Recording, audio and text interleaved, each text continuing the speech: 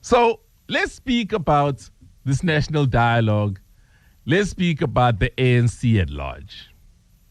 Yesterday, an announcement was made that former President Kgalema Motlante has also now pulled out of the national dialogue. The first day of the national dialogue got off to a crazy start. The thing basically collapsed. They went to UNISA, they called for some people off the floor to speak, and the people spoke so much sense that they went on a break and never came back. No, for real. Then President Cyril Ramaphosa had tried to address us and speak about we need to find out why it is that so many people are living in poverty and squalor, which is a good point, but we know why, right? Yeah. We know why. Now, I'm here to tell you that Kgalema Motlante pulling out of this is an indication that people within the ANC now have started to move against Cyril as well.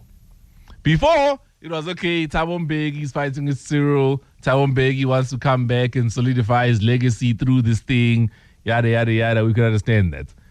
Kgalema is still squarely in the ANC. He's never been one to abdicate and leave responsibilities from the party.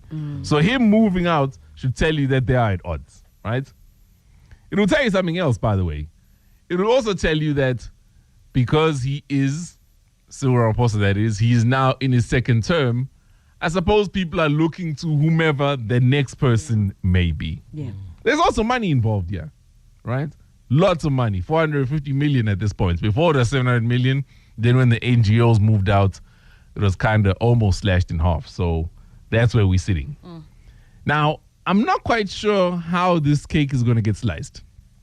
But I will tell you this. The ANC is possibly in the worst position it's ever been.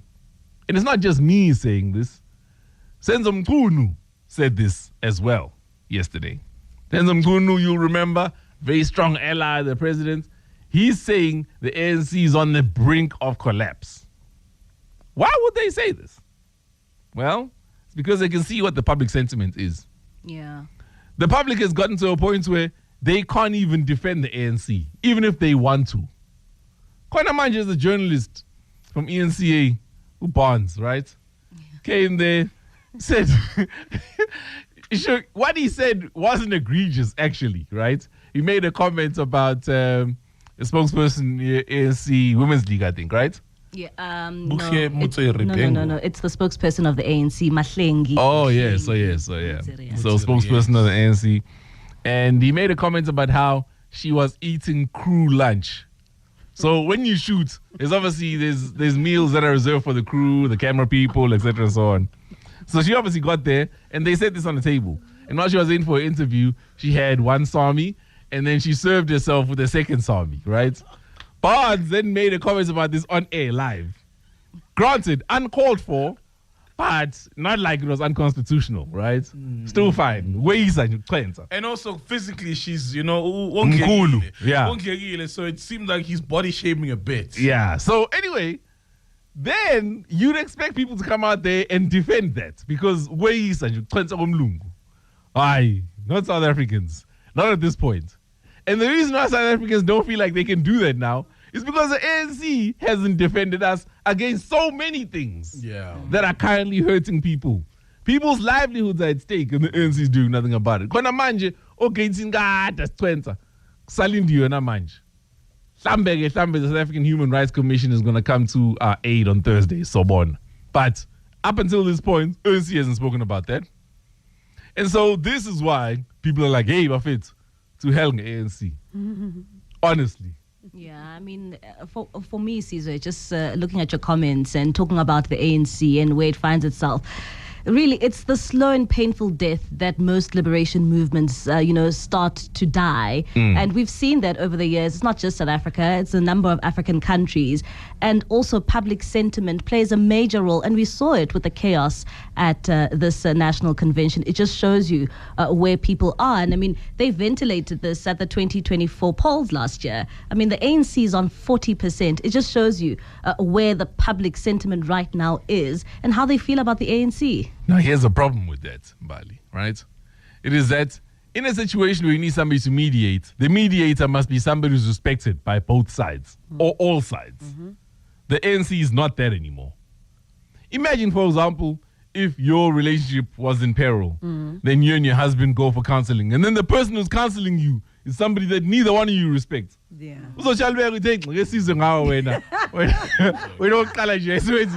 You know, so that's the problem now.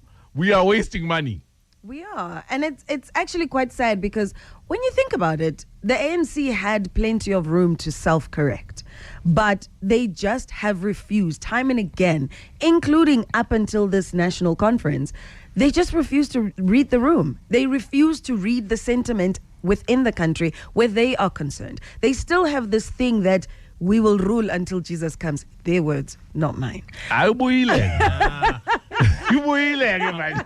I think they can tell. I don't think they honestly, truly believe that. The one chance that they did have, we all remember Ramaphoria, and that's when we thought the self-correction was going to happen, because that's indeed what they promised. You know, but now it's the veil of the sentiment we had for the ANC and the love that was blinding so many people. Because let's be honest, you know, the corruption allegations, all these things, lack of service delivery is not a new thing. It has been coming for a long time. And I think when they failed with their last attempt for self-restoration, then they're on their own really right now. Now, let me explain, Saul, why this is a problem for all of us and why we should be concerned, right? When there's a leadership vacuum, it leaves us all vulnerable. If the ANC is seen not to have any authority right now, as a party and then in government, you're going to find a lot more of what's been happening. Generals speaking out of turn, Santako doing what they want, because they can see Uti nobody's going to hold them to account. Again, I'll make a very simple example. It's pedestrian, but it will make sense. When kids, for example, come from a household where the parents aren't getting along, the kids learn very quickly you can pit the one parent against the other.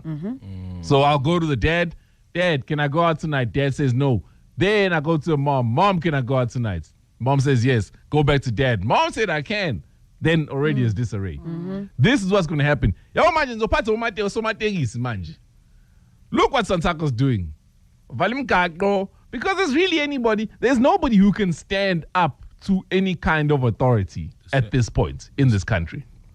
And this is a problem that we're going to be faced with if we aren't faced with it already.